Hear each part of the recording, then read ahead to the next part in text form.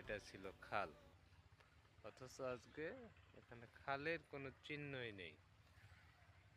মাঝখান থেকে জনগণের টাকার কর্মসারা। এই যে খালের পাড়গুলো বাঁধা হয়েছিল বলক দিয়ে, সেগুলো এখন মানে কোনো কাজ নেই। এগুলো এখন এক কথায় জঙ্গল ছাড়া আর কিছু না। এই বাগানটা তখনও ছিল, এখনও আছে। বাগানের কোনো পরিবর্তন হয়নি, আগের মতোই আছে, হয়তো কিছুটা পরিবর্তন হয়েছে।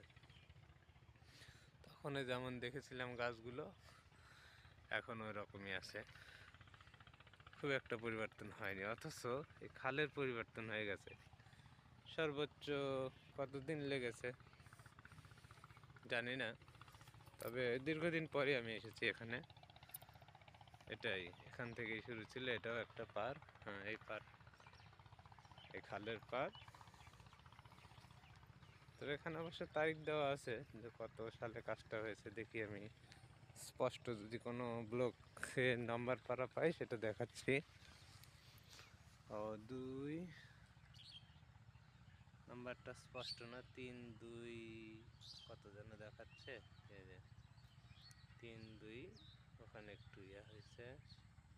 ওটা হলো সাইড নাম্বার। এই যে WDS ওয়াটার ডেভেলপমেন্ট সোসাইটি 10, হ্যাঁ 10 নাম্বার সাইট ছিল। তারিখটা স্পষ্ট দেখতে পারলাম না।